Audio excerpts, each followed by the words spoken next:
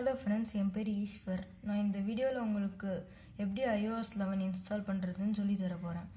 First of all உங்களுக்கு ஒரு iPhone 5s இல்லைன்னா அதுக்கு அப்புறமா ஏதாவது ஒரு டிவைசஸ் வேணும். இதான் நான் ஃபஸ்ட் டைம் தமிழில் ஒரு வீடியோ பண்ணுறேன். அதனால் தமிழில் ஏதாவது பிரச்சனை இருந்ததுன்னா அதை மன்னிச்சிக்கோங்க. ஸோ iOS 11 இன்ஸ்டால் பண்ணுறதுக்கு உங்களுக்கு கம்ப்யூட்டர்லாம் தேவைப்படாது. அது மட்டும் இல்லாமல் உங்களுக்கு கொஞ்சம் ஒரு 2.5 GB ஃப்ரீ ஸ்பேஸ் இருந்தால் ரொம்பவே நல்லாயிருக்கும். இன்னொரு விஷயம் என்னென்னா, உங்களோட பேட்டரி பர்சன்டேஜ் 50%க்கு மேலே இருக்கிற மாதிரி பார்த்துக்கோங்க. இந்த மெத்தட் நீங்கள் ட்ரை பண்ணுறதுனால உங்களுக்கு எந்த டேட்டாவும் லாஸும் ஆகாது. ஸோ உங்களுக்கு iPhone 5s இல்லைன்னா அதுக்கப்புறமா அந்த டிவைசஸ் தான் இருக்கணும். ஏன்னா iOS 11 64-bit டிவைசஸ் மட்டும்தான் சப்போர்ட் பண்ணுது. உங்களுக்கு நான் என்ன iOS வெர்ஷன் இன்ஸ்டால் பண்ணியிருக்கேன்னு காட்டுறேன். நான் iOS 10.3.2 இருக்கேன். நீங்கள் எந்த iOS வெர்ஷனில் இருந்தாலும் அப்டேட் பண்ணிக்கலாம். நான் இப்போ ஒரு லிங்க்கை ஓப்பன் பண்ணுறேன். அதை நீங்கள் காப்பி பண்ணி சஃபாரி ப்ரௌசரில் உங்கள் ஐஃபோனில் போட்டுக்கோங்க. போட்டு என்டர் கொடுத்தீங்கன்னா உங்களுக்கு செட்டிங்ஸ் ஓப்பன் ஆகும். செட்டிங்ஸ் ஓப்பன் ஆகலைன்னா இன்னொரு வாட்டி ரீலோட் கொடுங்க. இந்த மாதிரி ஓப்பன் ஆகிடும். இப்போ iOS பீட்டா சாஃப்ட்வேர் ப்ரொஃபைல்னு காமிக்குது. இது வெரிஃபைடுன்னு போட்டு இந்த டிக்கு காமிச்சிருக்கு. அதனால் உங்களுக்கு எதுவும் பிரச்சனை இல்லை. இது ஆப்பிளோட வெரிஃபைடு பீட்டா ப்ரொஃபைல். அதனால் உங்களுக்கு எந்த பிரச்சனையும் வராது இதை இன்ஸ்டால் பண்ணுறதில்ல. ஸோ இன்ஸ்டால் கொடுங்க. அதுக்கப்புறமா உங்களோட பின்கோடு ஏதாவது செட் பண்ணியிருந்தீங்கன்னா அது கேட்கும். அதுக்கப்புறமா இன்ஸ்டால் கொடுங்க. இப்போ ரீஸ்டார்ட் கேட்கும். தைரியமாக ரீஸ்டார்ட் கொடுங்க. ஸோ ரீஸ்டார்ட் ஆகிறதுக்கு கொஞ்சம் லேட் ஆகும். ரீஸ்டார்ட் ஆன உடனே உங்கள்கிட்ட காமிக்கிறேன். ஸோ இப்போ ரீஸ்டார்ட் ஆகிடுச்சு. இப்போ உங்களுக்கு iOS 10 தான் இருக்கும். உங்களோட பழைய வெர்ஷன் தான் இருக்கும். ஸோ நீங்கள் இப்போ போய் சாஃப்ட்வேர் அப்டேட்டில் பார்த்தீங்கன்னா உங்களுக்கு iOS 11 டெவலப்பர் பீட்டா காமிச்சிடும். ஸோ இதில் பார்த்தீங்கன்னா டவுன்லோட் அண்ட் இன்ஸ்டால்னு இருக்குது. இந்த பேஜ் வந்துட்டாலே உங்களால் iOS 11 இன்ஸ்டால் பண்ண முடியும் தான் அர்த்தம். இப்போ நான் அதுக்கு முன்னாடி ஒன்று காமிச்சிடுறேன். இப்போ அபவுட்டில் போனீங்கன்னா அவைலபிளில் 4.93 GB இருக்குது. இப்போ நான் இன்ஸ்டால் பண்ண உடனே இந்த அவைலபிள் ஸ்பேஸ் கொஞ்சம் எக்ஸ்ட்ரா ஆகிடும். ஏன்னா iOS 11 அவங்களோட சாஃப்ட்வேரை கொஞ்சம் சின்ன சைஸாக பண்ணியிருக்காங்க.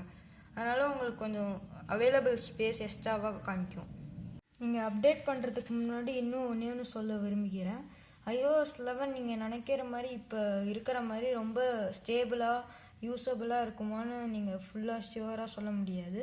நிறையா பக்ஸ் எல்லாம் இருக்கும். பக்ஸ்னால் நான் என்ன சொல்கிறதுனா, பிரச்சனையெல்லாம் நிறையா இருக்கும்.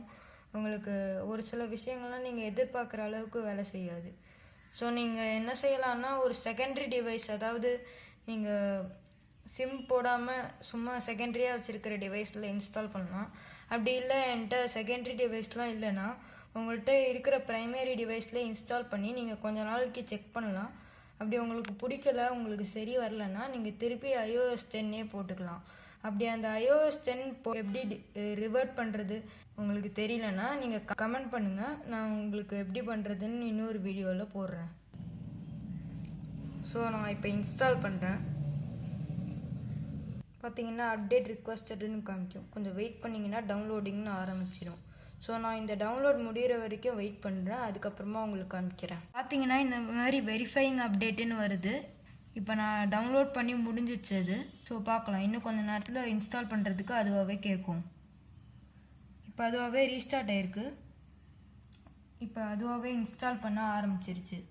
கண்டிப்பாக இது இன்ஸ்டால் ஆகிறதுக்கு ஒரு 15 மினிட்ஸ்லேருந்து 30 மினிட்ஸ் கூட ஆகலாம். அதனால் நீங்கள் நடுவில் எதுவுமே இன்டரப்டே பண்ணாதீங்க.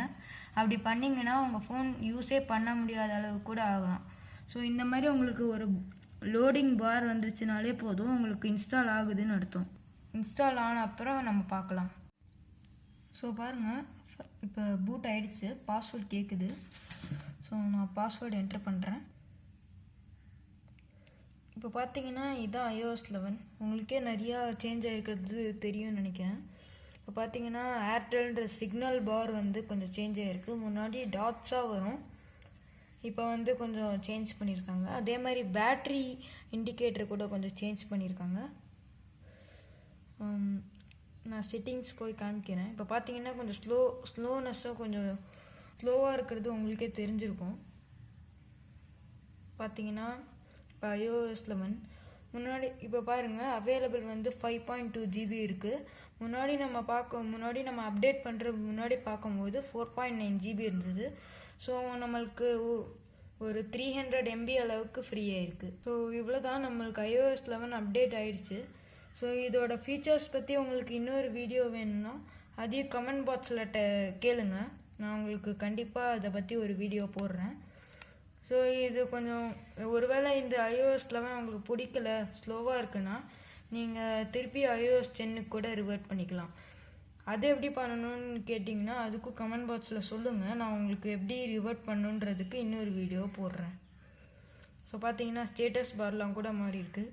இப்போ ஸ்டேட்டஸ் பார்லேயே மொபைல் டேட்டா கூட நம்ம ஆன் பண்ணி ஆஃப் பண்ணிக்கலாம். ஸோ இது வரைக்கும் நீங்கள் சப்ஸ்கிரைப் பண்ணலைன்னா மறக்காமல் சப்ஸ்கிரைப் பண்ணிக்கோங்க.